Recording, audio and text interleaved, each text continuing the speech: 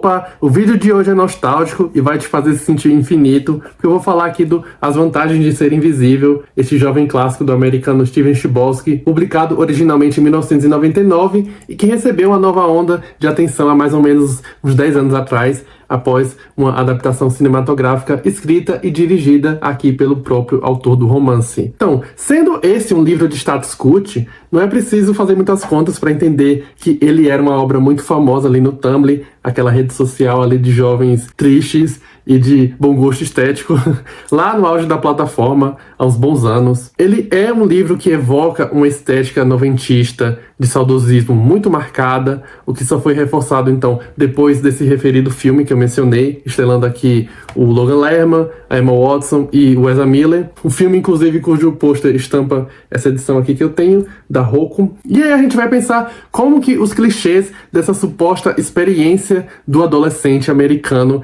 têm apelos tão universais. Então, fazendo um apanhado geral do que acontece nesse livro, esse aqui vai ser um romance epistolar, contado ali através de cartas, portanto, pelo nosso herói que se chama Charlie, um rapazinho introvertido e solitário de 15 anos, que vai, ao longo aqui da história, enfrentar o seu primeiro ano de ensino médio, enquanto ele também lida com traumas pessoais e situações que envolvem amigos e família. O Charlie acabou de perder o seu melhor amigo, que tirou a própria vida, portanto ele tá bem deprimido aqui no começo da história. Só que, ao começar o ensino médio, ele vai passar então por todo um processo de autodescoberta, quando ele conhece e se aproxima de dois alunos veteranos ali da sua escola, a Sam e o seu meio-irmão Patrick, que vão se tornar seus melhores amigos e também seus mentores. Então, de excluído e isolado, o Charlie vai passar então a navegar por todas as dores e todas as alegrias da adolescência, tudo sempre envolvendo então amizade, música, sexo, drogas e, como não pode deixar de ser, o surgimento do primeiro amor. Repare então que essa é uma premissa muito típica dessas histórias de formação americanas modernas, mas o diferencial disso aqui vai ser justamente esse tom de melancolia e de saudosismo com os quais esses rituais da adolescência vão ser retratados, tudo conduzido, portanto, por esse rito tão definitivo na vida e na personalidade de um jovem, que é ali o seu ingresso no ensino médio americano, o famoso high school. O Charlie, ele é super inteligente, muito sensível, muito emotivo, e além desses seus novos amigos, a gente também vai acompanhar aqui ao longo do livro a sua relação com a sua família, que por trás de toda uma fachada ali meio de tradicional, também vai trazer cada um suas questões muito particulares. E além disso, o Charlie também vai ter um novo professor de inglês que reconhece o prodígio que ele é e que passa então a recomendá-lo leituras de grandes clássicos ali ao longo do ano letivo. A parte então das leituras que os alunos precisam fazer ali como parte do cronograma das aulas. Então este é um romance que vai existir justamente nessa contradição de um herói cuja a imensa empatia e inocência perante o seu mundo comum vão ser características que vão justamente isolá-los daquele mundo. O Charlie é um invisível, ou um wallflower, como no título original aqui do romance. Então ele é alguém que, de tão insignificante, ele vai se confundir até ali com papel de parede, porque ele sempre anda pelos cantos. E o que acontece aqui ao longo do livro é que a gente vai perceber sinais de estresse pós-traumáticos ali no Charlie, resquícios de sentimentos muito reprimidos na maneira como certas situações triviais lhe servem de gatilho, sensações que ele não vai entender muito bem porque acontece até o final aqui da história, que é bem pesado. Então, naquele seu primeiro ano de calouro, junto daqueles seus novos amigos mais experientes e mais extravagantes, o Charlie vai passar por esse processo de aprender a participar da vida ao seu redor e abandonar a sua mera posição de observador. Ou seja, ele vai aprender a fazer parte da festa, ao invés de apenas ficar no canto assistindo as pessoas dançarem. Então o Steven Chbosky aqui nesse romance, ele vai colocar a adolescência como essa fase, acima de tudo, de descoberta existencialista. Então são todos aqui adolescentes, num processo de compreender que as suas disfuncionalidades talvez nunca vão deixar de existir, mas que podem ser canalizadas para algo mais além e que eles podem viver suas vidas apesar disso. Então, eu acho que somos quem somos por várias razões. E talvez nunca conheçamos a maior parte delas. Mas mesmo que não tenhamos o poder de escolher quem vamos ser, ainda podemos escolher aonde iremos a partir daqui. Ainda podemos fazer coisas. E podemos tentar ficar bem com elas.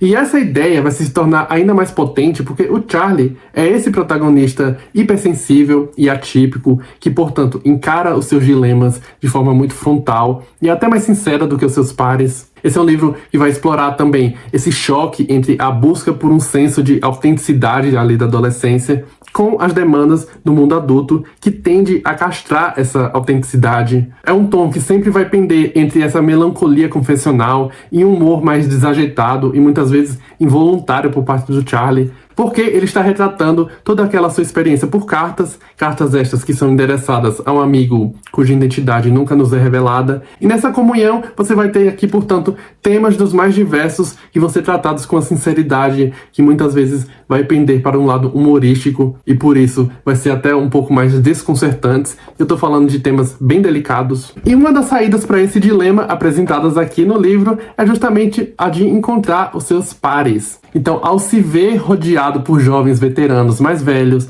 mais experientes do que ele, o Charlie vai ver como que aquelas pessoas encontraram na ideia de tribo, de amigos, né? Uma alternativa para legitimarem aquele status de desajustados, quase que como uma bandeira mesmo contra o mundo normalizador que o cerca. Porque quando você para analisar aquele grupo dentro ali das panelinhas nos quais os jovens dessas histórias de ensino médio americanas geralmente se dividem. Então, a Sam, o Patrick e as demais figuras ali do grupo que acolhem o Charlie, eles seriam basicamente o que pode ser entendido como a tribo dos descolados alternativos. Então você vai ter o jovem gay que tem um caso secreto com um jogador ali do time de futebol da escola que ainda tá no armário. Você vai ter a menina que tinha fama de promíscua, porque no ano de caloura dela ela bebia demais e dormia com vários caras. E você vai ter outra menina que é uma budista punk vegana anarquista. Então veja, são jovens com gostos e backgrounds peculiares, que bebem, que usam drogas recreativas, que têm seus próprios rituais. E assim, um grande consolo para aquela situação de isolamento aqui apresentada por eles e apresentada aqui no livro, vai ser justamente o de encontrar e ficar junto dos seus, mesmo que cada um ainda vivencie de maneira muito particular seus traumas, as suas questões mal resolvidas. É essa ideia de que você não está sozinho. E o interessante, e aí que inclusive a gente vai entrar nessa questão de se sentir infinito, que é um dos grandes chavões aqui do livro, uma fala que vai se repetir em alguns momentos chaves, é como que nessa fase desperta-se esse desejo por momentos de plenitude absoluta, de um êxtase existencial, que só podem ser alcançadas por uma entrega genuína e despretensiosa ao presente, ao que está sendo vivido ali no momento. Então é sobre reconhecer a felicidade de uma situação no momento em que ela está acontecendo, sem se preocupar com mais nada, mesmo que aquilo não vá durar mais do que alguns segundos. Isso vai muito além do uso de drogas ou de sexo. A gente vai ter essa metáfora aqui construída na imagem de atravessar um túnel na caçamba de uma picape com seus amigos, ouvindo música alta e com o vento soprando no rosto. O Charlie vai experimentar isso, então a gente vai ver aqui então essa descrição do que ele defende como esse estado de pureza máxima em que nada mais importa e vai além de qualquer expectativa ou de traumas passados, ou seja, essa experiência de se sentir infinito. Eu sei que tudo isso serão apenas histórias algum dia, e nossas fotos se tornarão velhas fotografias, e todos nós nos tornaremos mãe ou pai de alguém. Mas agora, exatamente agora, esses momentos não são histórias. Está acontecendo. Eu posso ver. E nesse momento, eu juro, nós somos infinitos. Existe nesse livro também um apelo muito marcado à nostalgia, como eu falei aqui no começo, mesmo que não se tenha vivido aquela época, porque ele evoca uma memória muito material por esse período mais vintage, uma memória que tem cor, som, textura, é uma coisa física que realmente vai evocar esse sentimento de saudade por um período.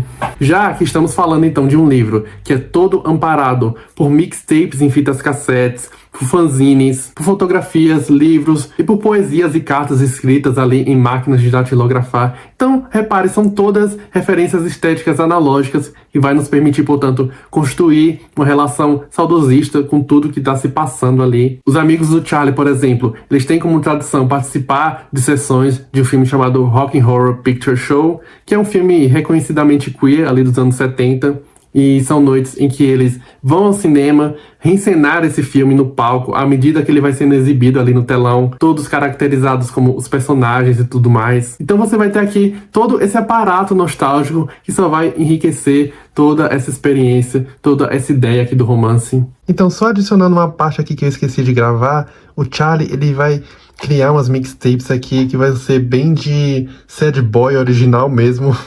Então você vai ter aqui música dos Smiths, do Nick Drake, Beatles, Smashing Pumpkins. São músicas assim que você imagina até o próprio Edgar Allan Poe ouvindo ao escrever ali obras como o Annabel Lee.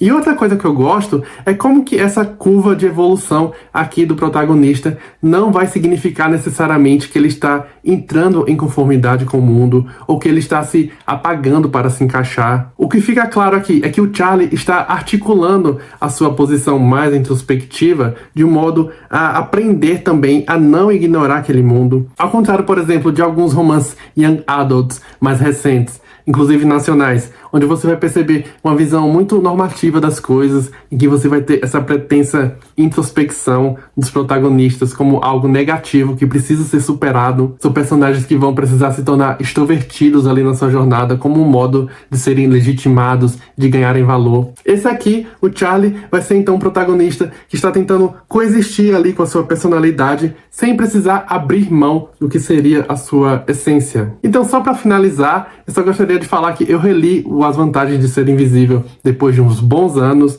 e apesar daquela desconfiança inicial que é muito natural, que pode rolar quando a gente pega um livro para reler, um livro que foi muito querido na adolescência. Quer dizer, será que a gente vai continuar gostando? Eu tive uma experiência muito positiva, ele é um grande livro, eu gosto muito de como ele vai articular toda essa experiência de ritual de passagem adolescente de uma forma muito particular, muito autêntica. Isso aqui aconteceu antes dos livros YA, ou pelo menos antes de se entender livros sobre adolescentes para adolescentes, da forma como se entende hoje. Então ele tem códigos desse gênero, só que ele se destaca justamente por não nivelar nada aqui na sua proposta. E é isso que o torna tão inesquecível. Então é isso, se você gostou do vídeo, deixa aqui o seu like, comenta se você gostou ou se não gostou, vou gostar muito de saber. E se inscreve aqui no canal se ainda não for inscrito.